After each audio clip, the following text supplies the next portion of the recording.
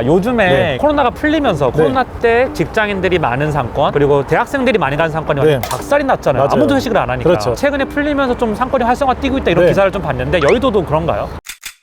오늘 네. 우리가 여의도의 상권 촬영으로 다시 왔는데 내가 2년 전에 변혜인 팀장하고 네. 영정이랑 여기 와서 찍은 걸 영상을 봤어. 네. 감회가 새롭더라고요. 오늘은 여기를 좀 상권을 둘러보면서 네. 개발하고 있는 곳이 있어요. 브라이튼 여의도 그리고 그다음에 아크로 더원 하이엔드 오피스텔 네. 아파트가 올라가는데 거기를 둘러볼 거고 그러니까 동여의도 핵심이잖아요. 맞아. 여의도 어차피 딱 오면 사람들이 어디서 모이냐 그러면 가장 많이 모이는 곳 중에 하나잖아요. 여기예요? 보통 여의도 3번 출구에서 많이 모이죠. 이쪽에서? 모이죠. 예. 여의도 여의도 제일 사람들이 많이 이용하는 IMFC몰이 저쪽에 있으니까. 네. 그래서 오늘 촬영할 때는 동여의도는 여기 이제 금융 중심지고 그렇죠. 서여의도는 정치 중심지인데 네. 서여의도는 굳이 안 가도 될 것 같아요. 그렇죠. 서여의도는 그때 저희가 가봐서 알겠지만 네. 보통 회식하는 데만 있고. 네네. 그리고 이제 국회의원들 접대받고 뭐 이런 데만 맞아요. 있어서 거기는 이제 그 전 영상 2년 전에 네. 올린 영상 참고해 주시면 좋고 동여의도 그동안의 변화 어떤가요? 그간 2년 동안에 사실 개발 사업이 엄청나게 많이 됐어요. 디벨로퍼들의 어떻게 보면 네. 천국 같은 시기였는데 이제 그 시기 때 엄청나게 개발을 시작을 했고 또 시행도 시작했고 여러 가지 계획들이 많이 생겼거든요. 그 외에도 여의도에다가 다른 신축 건물이나 이렇게 새롭게 네. 건축행위한 게 되게 많아요. 근데 그때 네. 당시에 우리가 거의 2년 반 전에 왔을 네. 때는 대형 빌딩들이 많고 그래서 개발행위 하는 게 쉽지가 않다라고 네. 얘기를 했잖아요. 근데 왜 이렇게 맞아요. 많은 거예요 요즘에? 오피스텔 가격이나 부동산 가격이 올라가다 보니까 개발하는 분들이 예전에 이게 규모 크고 덩어리 크고 그다음 뭐 비싸고 이러면 사람들이 잘 안 하잖아요. 근데 이제 사업성이 나오는 거예요. 땅값이 많이 보니까. 올라가고 또 그만큼 오피스텔 분양도 잘 되고 하이엔드 맞아요. 오피스텔 시장이 워낙에 좋았기 맞아요. 때문에 그런 것 때문에 이제 개발하는 분들이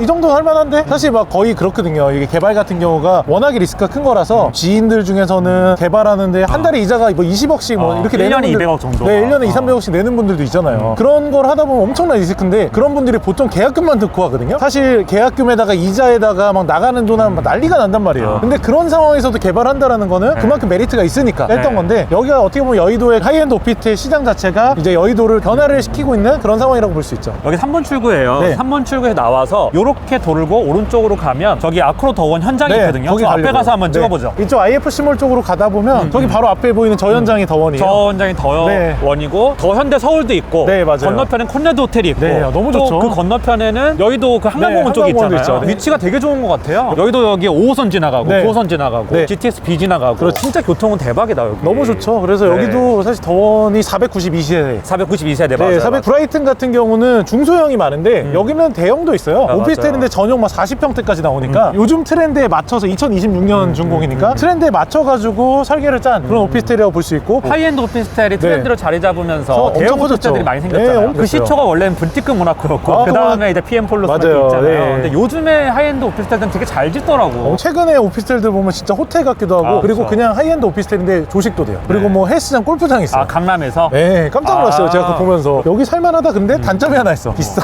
거의 전세값이 아크로 리버파크 30평대랑 똑같아요. 15평짜리 오피스텔이 아리팍 전세랑 똑같더라고요. 근데 세입자들은 또 그런 니즈가 좀 있는 분들이 있잖아요. 오피스텔 비용 처리도 되고. 그렇죠. 오피스텔은 어떻게 보면 비용 처리 때문에 하는 게 그렇죠. 많지 않나라는 생각이 들어요. 또 여기가 부지가 제가 이거 오기 전에 잠깐 신문기사를 좀 검색해보니까 1670평의 대지더라고요. 그리고 용적률이 1000%래요. 근데 여기 재밌는 게 뭐냐면 우리가 이따가 둘러볼 브라이튼 여의도가 있는데 여기는 높이 제한 때문에 29층까지밖에 못 올리는데요. 근데 브라이튼은 높이 제한이 없어서 49층까지 올리고 대신에 브라이튼은 건폐율이 43%고 여기 건폐율이 60%고 근데 이제 492세대잖아요. 찾아보니까 커뮤니티 면적이 973평 이렇게 돼 있더라고요. 그러니까 세대당 2평 정도인데 아크로 리버파크나 우리가 알고 있는 강남의 좀 괜찮은 재건축 아파트들도 세대당 커뮤니티 면적이 1. 몇 평밖에 안 돼요. 사실은 우리가 일반적으로 부르는 아파트들 이상으로 커뮤니티 면적을 좀 확보한 그걸로 고급화를 좀 한 것 같더라고요. 그리고 또 여의도 같은 경우가 여의도 자이 이후로는 신축된 아파트가 없다 보니까 그런 것 때문에 대체 수요들을 잡기 위해 가지고 진짜 하이엔드로 차라리 비싸게 해버리자라는 계획으로 만든 것 같아요. 더원 같은 경우는 되게 재밌는 게 MDM이라는 시행사에서 개발을 했잖아요. 근데 브라이트는 신영이라는 시행사에서 또 한 거잖아요. 근데 여기는 또 이제 GS 건설이 붙었고 맞아요. 여기는 이제 대림 아크로가 붙었는데 한남동에 있는 몬트레아랑 브라이튼 한남이 있거든요. 거기도 신영하고 MDM이 붙은 거예요. 그러니까 물론 경쟁 관계이기도 하면서도 이게 서로 잘 되면 좋지 뭐 이런 관계일 텐데 한남동에도 비슷한 위치에 붙었는데 여기도 이제 비슷한 위치에 여기서 이제 저 뚫어놓은 브라이튼이 있거든요. 브라이튼은 올해 9월에 준공 예정이고 여기는 2026년 준공이잖아요. 작년 11월부터 분양을 했더라고요. 그때부터 이제 부동산 가격이 좀 안 좋아지고 고금리 해가지고 지금 분양이 다 안 된 걸로 알고 있는데 한강뷰 같은 경우는 브라이튼이 더 잘 나올 것 같고 근데 여기는 이제 적정 여기 약간 도심 전철역이나 이런 데 접근성이 좋고 대박인 게 여기 사업지가 있잖아. 네. 근데 여기가 더현대 서울하고 저기 이제 콜레드 호텔 있잖아요. 길 하나 건너면 그냥 맞아요. 바로더라고. 바로예요. 위치는 정말 갑 아닌가라는 생각이 그러니까 들어요. 여기는 제가 느낌은 약간 호텔 같을 것 같아요. 브라이튼은 좀 편하게 하는 뷰도 좋고 이런 느낌인데 얘는 진짜 도심지에 호텔 같은 오피스텔이지 않을까. 브라이튼 네. 같은 경우는 오피스텔이 800 몇십 세대고 아파트가 454세대인가 막 맞아요. 그래요. 근데 아파트가 임대부 분양으로 전환했어요. 네. 원래는 분양을 19년에 했는데 분양가 상한제에 걸려서 나 후분양할 거야 해가지고 평당 1억씩 받을 거야 했는데 평당 1억씩 받으려고 하다 보니까 최근에 이제 부동산 가격이 좀 안 좋아지다 보니까 나인원 한단처 임대부 분양을 하겠다라고 네. 전환을 했고 그 기사가 나와 있더라고요. 맞아요. 근데 이제 나인원 한단처럼 콜옵션을 줄지 그건 결정이 안 됐는데 어쨌든 그렇다라고 해요. 여기는 지금 분양 중이고 어쨌든 그렇죠. 뭐 그렇습니다. 저희가 뒤로 이제 더현대 서울하고 네. 이제 콜랜드 호텔이 보이고 있는데 네. 저 더현대 서울은 저쪽에 있고요. 네. 더현대 서울이 작년 매출이 1조 3천억이었대요. 근데 여기가 1조 이상 나왔다라고 하는 게 굉장히 놀라웠어요. 여의도인데. 워낙에 또 일단 오픈했다는 이슈도 있고 그다음에 이 주변에 있는 사람들이 마포나 영등포, 인천, 부천, 김포 주변에 있는 사람들이 여의도에 오기 시작하니까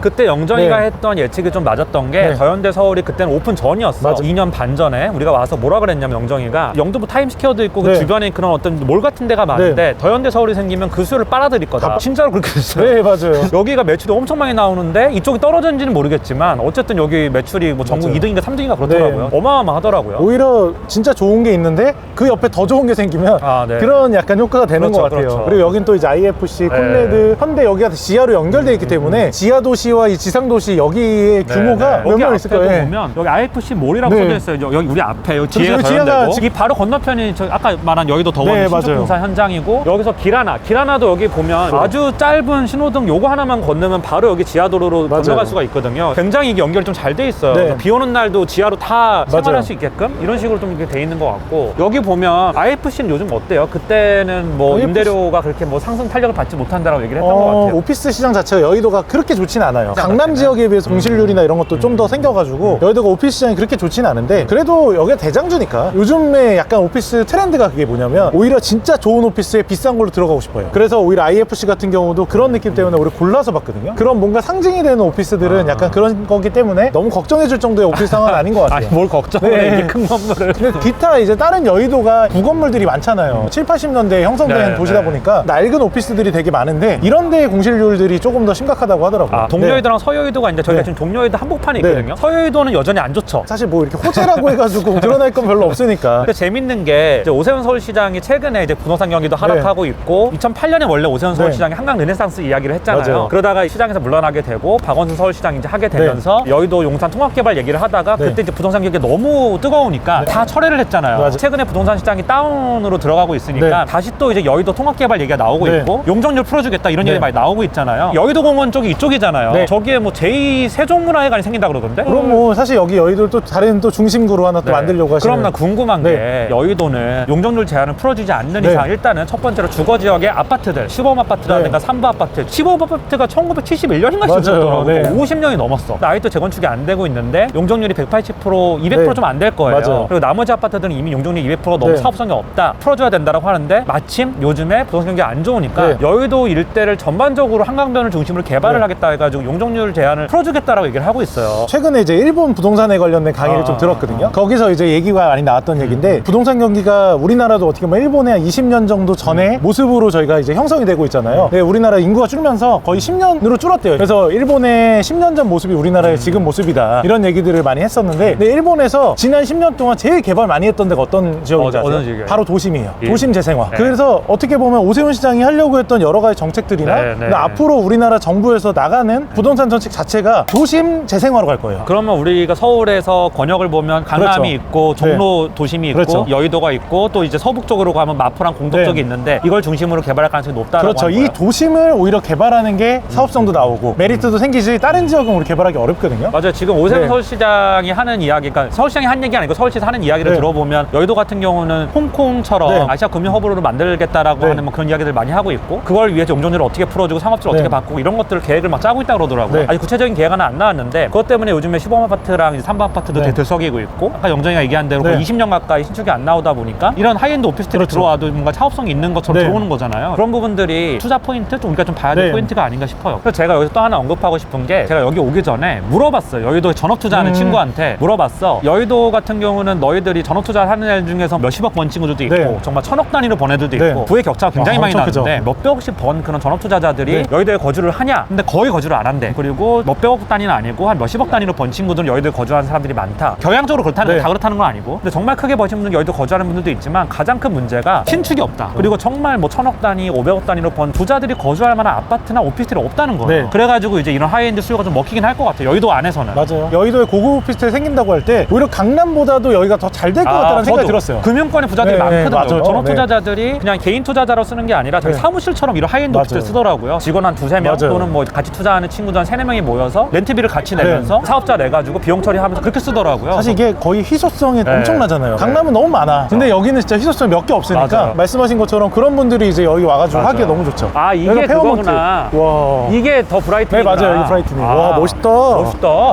진짜 멋있다. 저희가 더현대 앞에 나왔는데 네, 더현대 바로 여기. 더현대도 너무 멋있다고 해서 딱 봤는데 바로 와. 앞에 저 브라이튼 저기 여의도거든요. 아크로솔 포레스트랑 비슷하게 생겼네. 네, 맞아요. 49층이잖아요. 네. 이게 아까 전에 얘기한 대로 아파트가 454세대, 네. 그리고 오피스텔이 800세대, 네. 850세대 정도 되고, 그리고 상업시설 같은 거 좀 들어가 있다 그러더라고요. 네. 저 꼭대기층에서는 한강뷰가 죽이겠네요. 희소성 제가 볼 때는 끝판왕인데 저거 네, 투자성으로도 네. 너무 좋을 것 같아요. 그러니까 네. 저런데 뭐 이제 고층 같은 경우는 네. 투자를 해도 괜찮은데 맞아요. 아파트 같은 경우는 근데 지금 이제 임대부 분양이어서 네. 뭐 어떻게 되는지 모르겠어요. 맞아요. 그리고 임대 보증금이 평당 5,500만 원 이렇다 그러대요. 그러니까 상당히 비싼 거죠. 34평 기준이면 임대보증금이 17억이네. 네, 그렇죠, 그렇죠. 네. 전용 면적 기준이니까 그렇죠. 조금 더 네. 반포보다 더 비싸요. 네, 반포가 전용 면적 25평짜리가 12억, 13억 정도 네. 지금 하고 신축급이 맞아요. 그 정도 하고 있는데 5,500이면 반포랑 비슷하구나. 비슷하거나 좀 더 비싸거나. 아, 그렇습니다. 그래서 여기를 이렇게 개발하고 거의 다 이제 개발이 다 됐어요. 그래서 올해 9월달에 준공이 된다고 하고요. 그러면 여의도에서는 우리가 주거지 얘기를 좀 많이 했잖아요. 네. 오피스텔 얘기를 좀 했었고 재건축 얘기를 좀 했는데 네. 상업지로서 여의도 어떤가요? 요즘에 동여의도만 봤을 때. 근데 일단 덩어리가 너무 크다 보니까 일반적으로 거래되기는 어려워서 앞으로도 사실 여의도에서 투자를 하는 사람들은 개발하는 분들, 디벨로퍼들 아니면 여의도 쉽게 들어올 수 없을 것 같고요. 아니 회사들에서 사옥 쓰는 용도? 일반적으로 그냥 내가 막 좀 플렉스 한다고 여기 여의도에다 뭐 건물 하나 사가지고 이런 건 잘 안 될 것 같아요. 그거는 거의 불가능에 가깝지 않나라고 생각이 들고, 그래도 이런 상가들이나 요즘에 사실 상가 난이잖아요. 아파트 오피스텔 지어놓으면 상가 분양 안 돼가지고 막 난리고 공실 난리고 막 이러는데, 그래도 여기는 다른 지역보다는 조금 나을 것 같다는 생각은 들어요. 그렇지만 근데 여의도도 워낙에 주말 상권이 없는, 주말에 안 되고 평일 5일만 하니까 어떻게 보면 테헤란이랑 비슷한 느낌인 거죠. 그렇다 보니까 여의도 같은 경우 상권의 한계는 있지만, 그래도 여의도는 제가 느껴지는 걸로는 지역에 따라 다르지만 이런 핵심지 같은 경우는 상가 수요는 항상 있거든요. 그렇기 때문에 여기는 다른 지역에 비해서는 상가 분양이나 임대는 훨씬 나을 것 같다는 생각이 들어요. 아, 요즘에 네. 코로나가 풀리면서 코로나 때 직장인들이 많은 상권, 그리고 대학생들이 많이 가는 상권이 네. 완전 박살이 났잖아요. 맞아요. 아무도 회식을 안 하니까. 그렇죠. 최근에 풀리면서 좀 상권이 활성화 뛰고 있다 이런 네. 기사를 좀 봤는데 여의도도 그런가요? 어느 정도 뭐 회복했다고 하는데 저도 정확하게 여의도의 데이터를 잘 모르겠네요. 아, 내가 이제 데이터적인 데이터는 거는- 안 봤는데 네. 여의도에서 이제 금융사에 다니는 친구들이나 이제 전업투자 하는 친구들 얘기를 좀 들어보니까 예전에는 안 갔는데 최근에 속된 말로 여의도 네. 이제 룸사롱을 가면 가면- 좀 화랑이었다 이렇게 얘기를 하더라고요. 최근에 주식시장도 회복을 하고 네. 코로나 격리 해제가 풀리게 되고 하니까 그런 것들이 이런 상권에는 반영이 되지 않을까 이런 생각이 충분히 좀 반영돼. 해봤어요. 지금 옆에 보면 여기가 페어몬트 호텔인데 네. 제가 알기로 여기가 대한민국에서 유일한 육성 호텔이에요. 아, 저게 가봤어요, 저기? 가봤죠? 아, 저 여기 네. 다 가봤네. 나는 아니, 안 가봤는데. 삼부 아파트가 저기 네. 있고 저쪽으로 가면 뭐 수동 아파트도 있고 뭐 네. 시범 아파트도 있고 막 이런데 여기 일대가 재건축이 되는 거는 사실 쉽지는 않을 것 같아요. 한 20년 돼 걸리는 거 아니야 이거? 예. 신동계획을 신청한다고 해요. 그렇게 해가지고 재건축을 하는 데 있어서 어떤 그 절차들 있잖아요. 네. 사업시행인가 관리처분인가 이런 것들을 줄여주는, 그 서울시에서 그 재건축을 좀 유도하기 위해서 그런 걸 만들었는데 어떤 단지는 신청을 하고 어떤 단지는 준비 중이고 어떤 네. 단지는 그냥 뭐 안 한다고 뭐 이런 게 좀 갈릴 거예요. 그건 찾아보시면 다 나오는데 네. 여의도는 좀 대대적으로 재건축 재개발이 한번 네. 돼야 부자들도 좀 들어와서 맞아요. 살만한 동네가 되지 않을까 싶어요. 하이엔드 오피스텔들이 막 들어오고 있고, 그렇죠. 그리고 워낙 인프라 좋고 네. 교통 좋고, 교통은 진짜 끝내주기 좋잖아요. 네. 바로 앞에 한강을 또 끼고 있는 게 맞아요. 엄청 큰 단점이고, 근데 재건축 아파트들 이거 한 번 딱 갈아엎어야 됩니다. 그래야 여기가 좀 반포처럼 또 좋아지지 않을까. 근데 이제 그것까지가 시간이 좀 오래 걸릴 것 네, 같아서 많이 진짜 걸리죠. 그게 만약에 되면 여기가 한강 르네상스이자 금융권의 허브가 되고 홍콩이 되고 이렇게 되겠죠? 예. 근데 여기가 이제 경쟁할 곳이 또 이제 용산 국제업무지구랑 그렇죠. 또 경쟁을 해야 네. 되는데 여의도는 워낙 기본 인프라가 맞아요. 좋고 용산은 새로 만들어야 되니까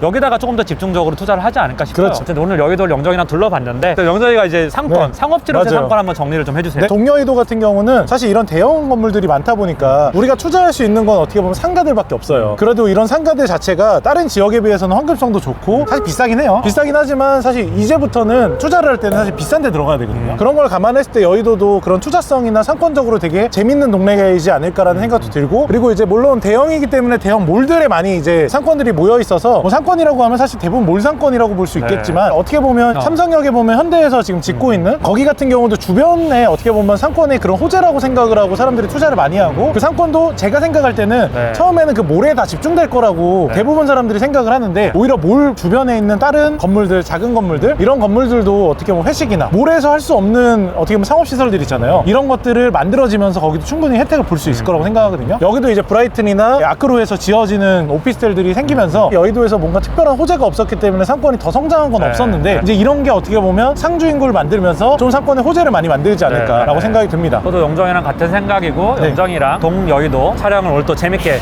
해봤습니다.